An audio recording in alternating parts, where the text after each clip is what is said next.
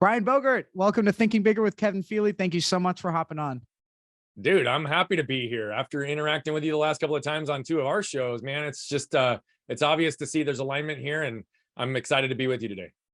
Yeah, we connected through David Meltzer. Great connection. I know you and David have a show that you guys do together. And then, yeah, so tell everybody a little bit about who you are and what you do. Well, I'm a husband and father first. I always start there because it's the only thing binary in my world about who I am. My wife and my kids aren't good. Everything else goes away. Beyond that, I would tell you that I'm just very intellectually and emotionally curious to explore the human experience. I'm someone who really studies and pays attention to performance, behavioral patterns, and ultimately where I now spend a lot of my time is helping people actually identify and move through the things that have been actually keeping them stuck. One of the areas that I'll just hit on briefly out of the beginning, because a lot of people identify this with my story, is that when I was a little kid, I was run over by a truck and my left arm was literally severed from my body. Was reattached, 24 surgeries, years of recovery. I always have to honor the woman who was there that day, who is responsible for the fact that I'm here. And that's not just my mother, because she's obviously one of them. But there was a nurse that walked out when this happened. She saw the literal life and limb scenario in front of her, and she rushed immediately to action, saved both my life and my limb. And if it wasn't for her, I wouldn't be here with you today, or I'd be here with you today with a cleaned up stump. Wow. The only reason I bring my story in out of the gate is because I actually want to just get it out of the way, because the reality of it is that, yes, I have a unique story, but what I want everyone to hear and listen to is that you all have your own unique stories. It doesn't matter about the extremities of our stories. What matters is that we pause long enough to pay attention to the lessons we can extract from our stories, so we become intentional in how do we apply those moving forward. We all have the ability to do that. And we also all have the ability to tap into the collective wisdom of other people's stories to shorten our own curve to learning. That's incredible. Yeah. And I think that learning from other people's stories, and like you said, it doesn't have to be this extreme story of childhood trauma and all of this stuff.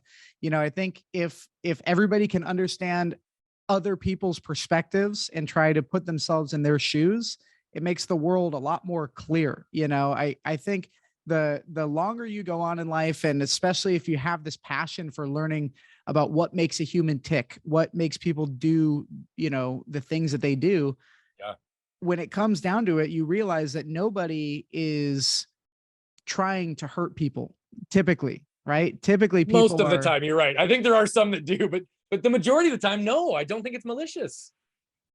Yeah. I mean, whether that's and people don't even know that they're doing it.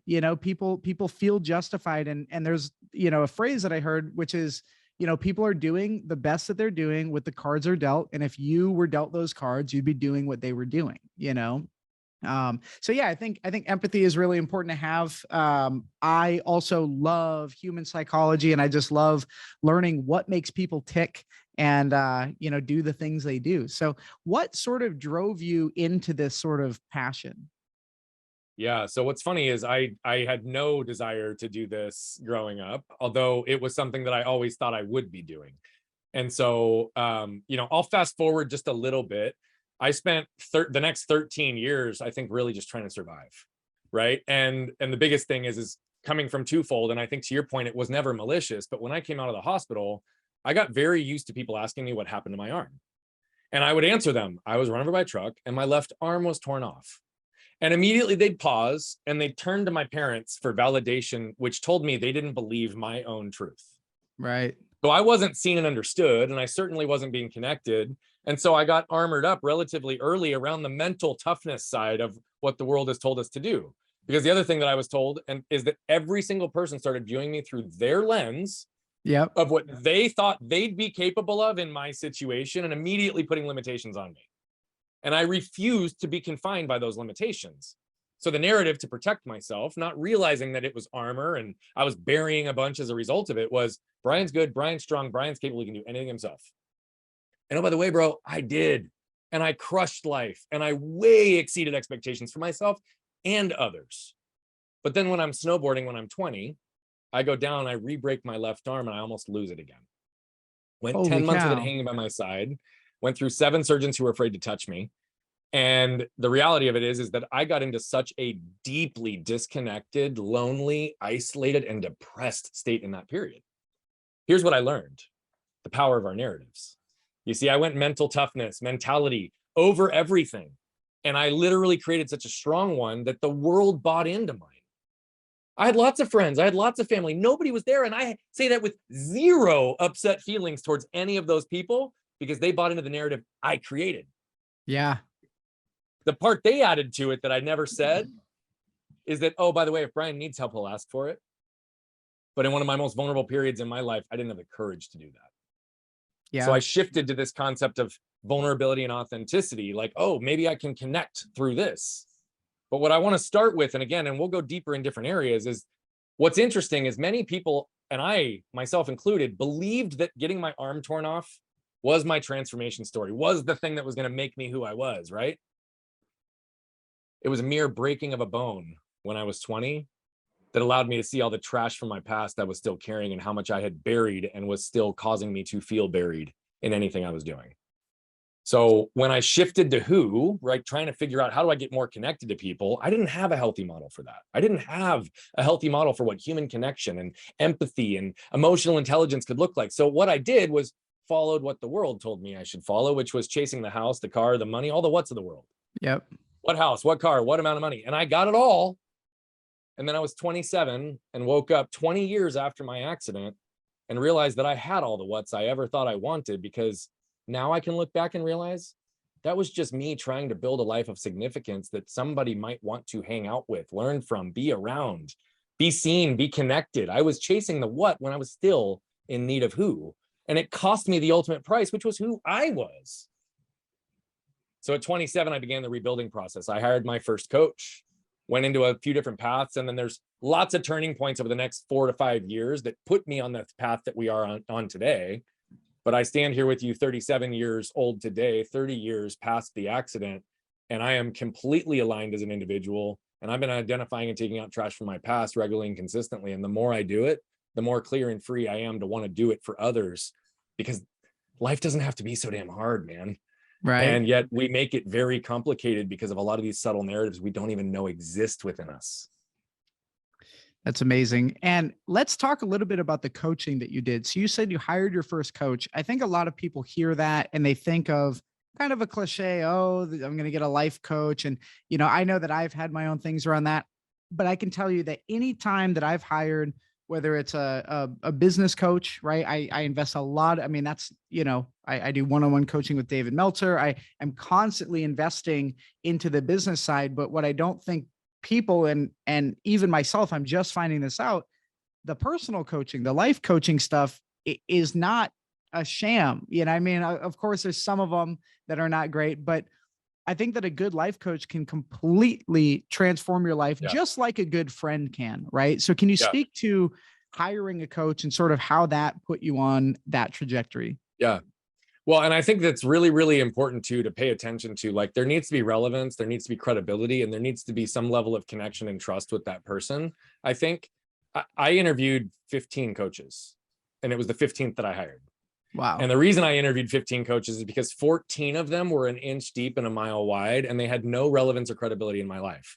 At the time, we were running about a $12 million business. We ended up growing up to 15 for the next few years before I left, right? Yep. Like, a lot of the coaches I'd talked to hadn't ever made a significant amount of money, hadn't ever built a business in excess of 7 figures.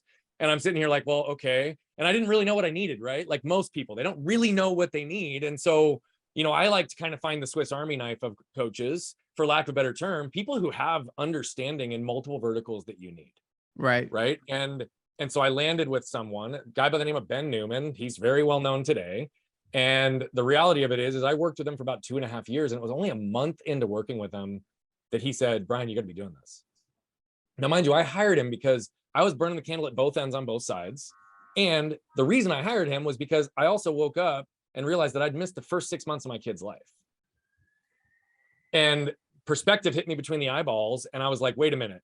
I'm doing everything for the benefit of my family, but I'm not here. I need to get more aware. I need to get more intentional. I need to create a better process to produce as much, but potentially with less input, so that I can reallocate to different areas of my life. Now, he really helped me start the process of raising my level of awareness.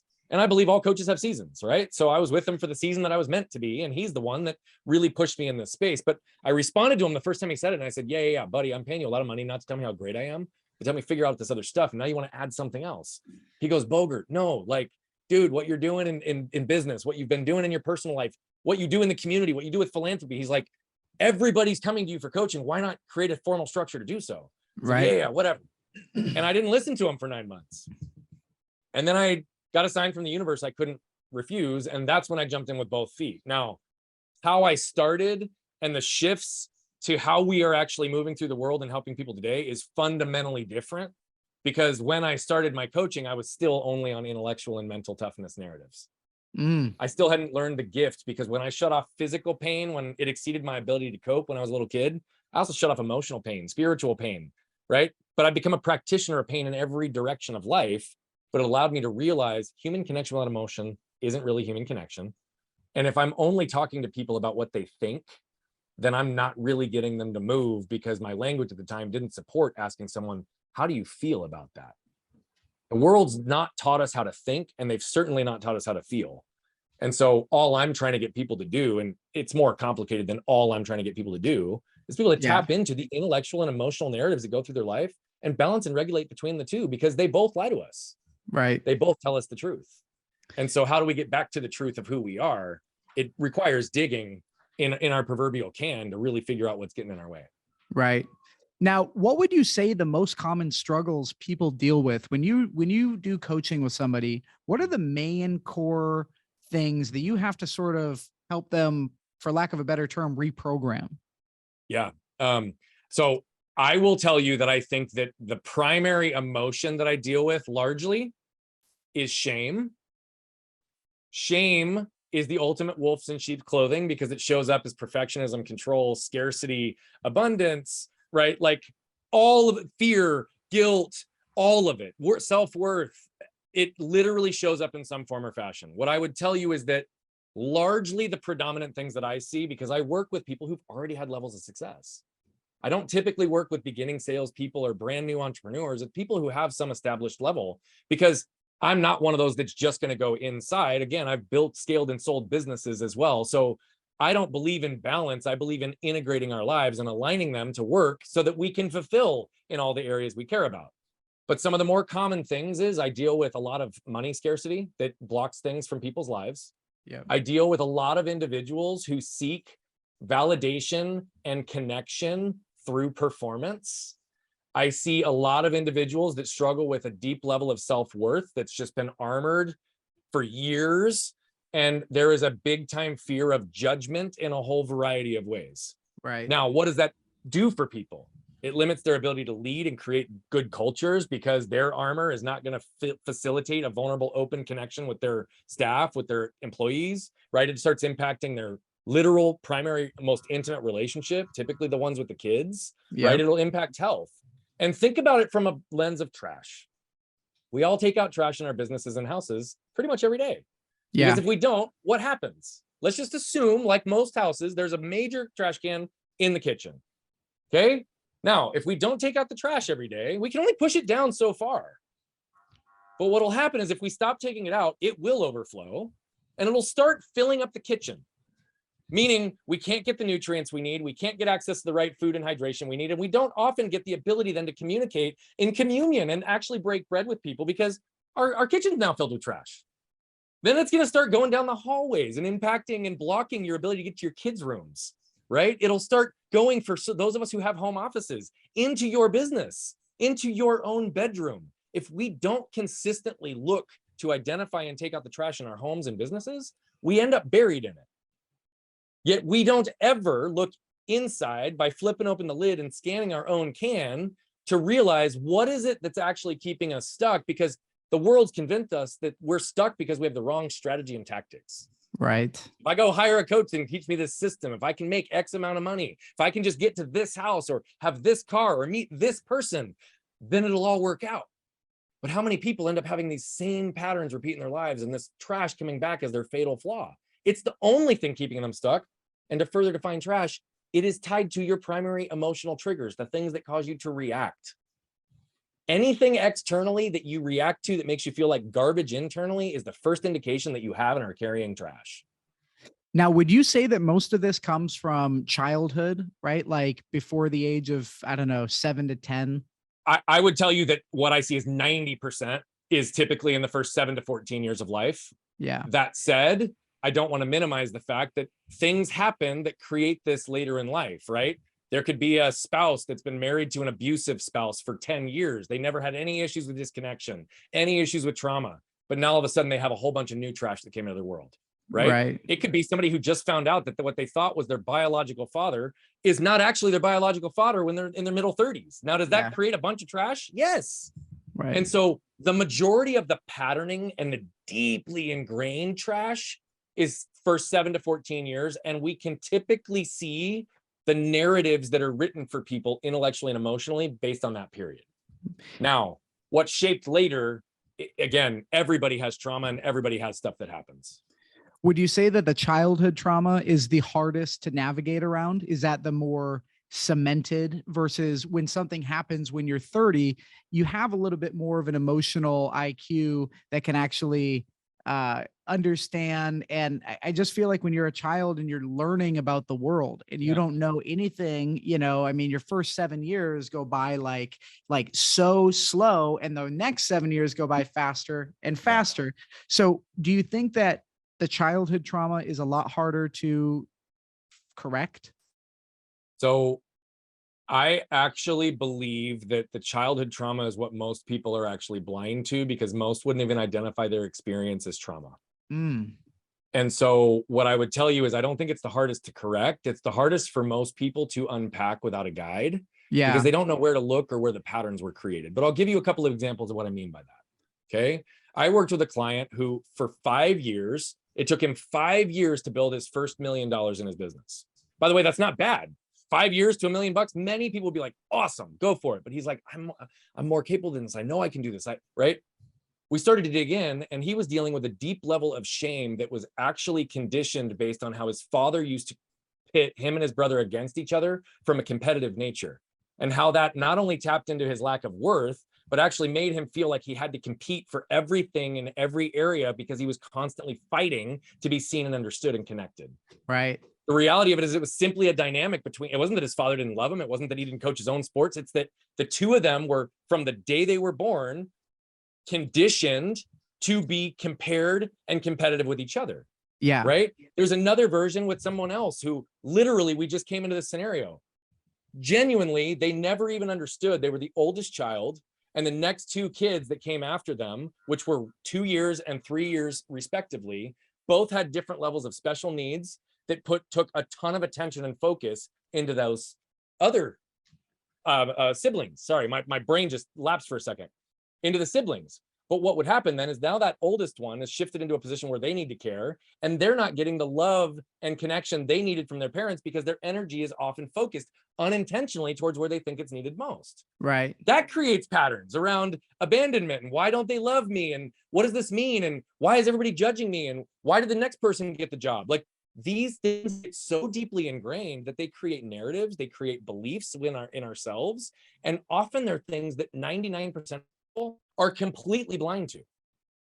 And so they're the hardest to find, but once we do, they are actually the greatest pieces of trash to unpack, because they create the greatest amount of transformation and forward momentum, because the way we look at trash is objectively and non-judgmentally.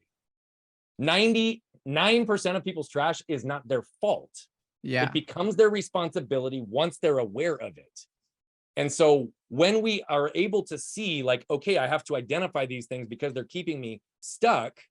When we unpack the stuff that's so deeply ingrained that it's impacted so many areas of our life, all of a sudden it's like we have an opening to walk through for the first time in a long time. Right.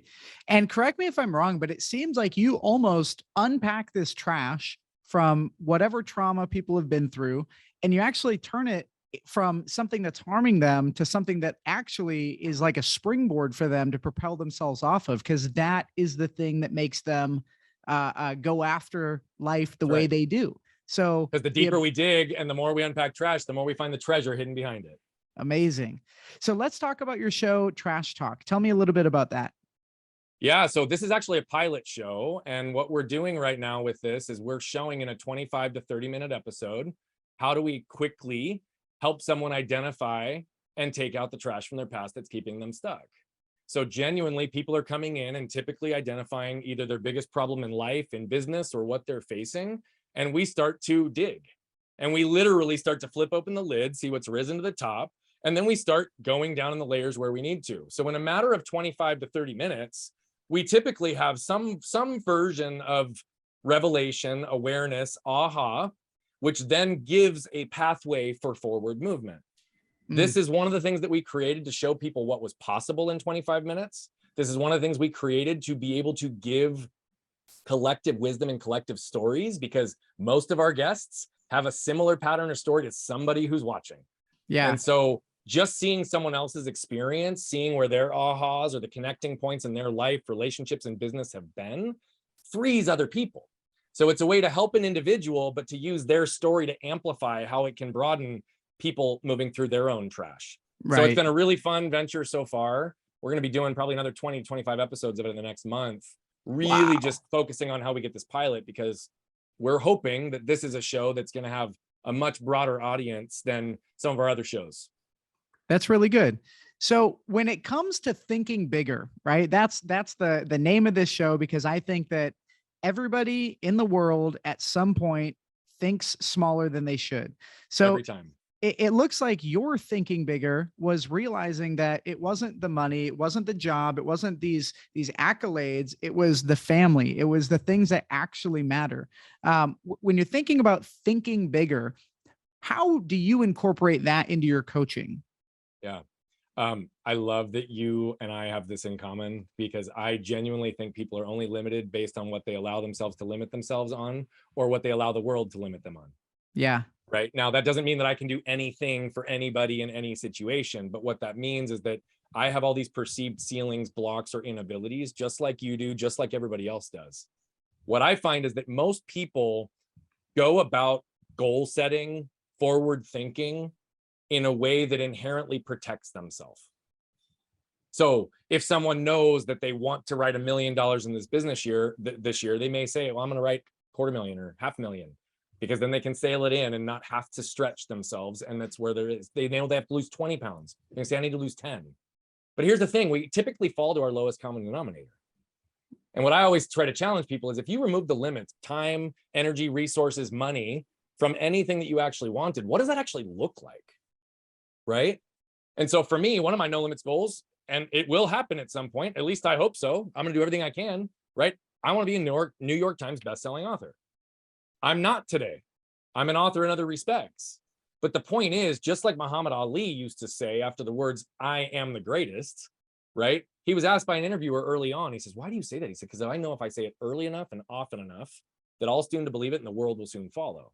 And I believe that this is one of those areas where, like, he didn't protect himself. He started out as a beginning boxer saying, I'm going to be the greatest that's ever lived. Yeah. There's countless stories of this where people remove the protection, and it makes sense. Why do we protect ourselves? We protect ourselves because we're afraid of judgment. We're afraid of failure. We're afraid of all these pieces. And in the human experience, what do we want most? To feel safe, to feel protected, to feel seen and understood, and to feel connected, right?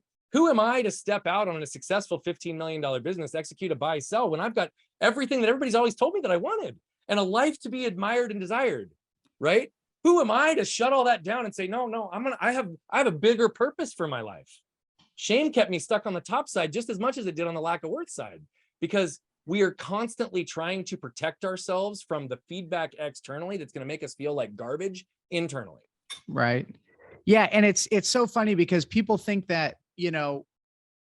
you can take two separate people, right? And they can go through the same exact scenario, and perspective changes the outcome drastically. So if you have a person who's pessimistic and a person that's optimistic, as they go through life, and if they have the same exact situations happen to them, one person sees a car accident as a terrible thing and a horrible thing because they lost a leg or whatever, right? And the other person sees it as a strength because they were able to overcome and handle this challenge head on and move forward. While this person lets that hold them down for the rest of their life. This person uses it as a strength and finds the positive things in it.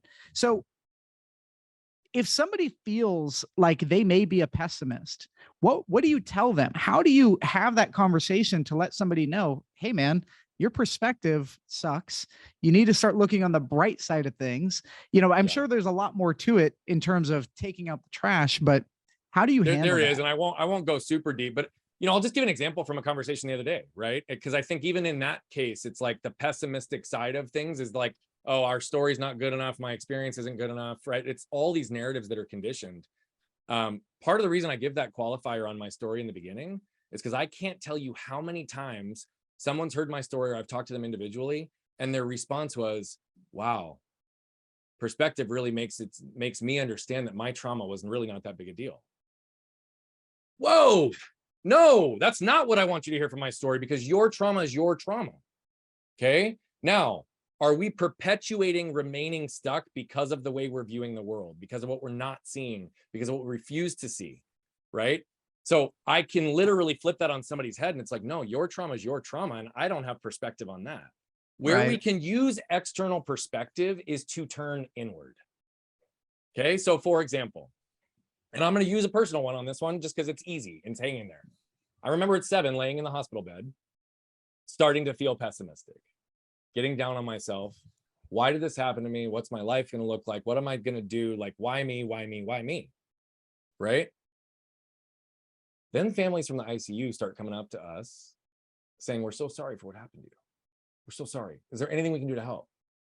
And then we find out that their kid is laying in the ICU bed next to me with a terminal illness and doesn't know if they're going to live for another 30 days. Now, that in no way minimizes my trauma. It in no way minimizes my experience. It in no way makes me feel like, oh, I'm not going to have a big mountain to climb. But what it allowed me to do is center in what I had, which was my life. And so if I had my life, that was a basic point where I could realize that I could learn to not get stuck by the things that had happened to me, but instead get moved by what I can do with them. And so pessimistic is often where people get stuck, and why unpacking those childhood things becomes so important. And also why therapy in some cases doesn't help for some people, even though I highly recommend it for most. Yeah. Is that oftentimes people go about self-awareness in a way that just makes them more aware of all the ways they should be judging themselves.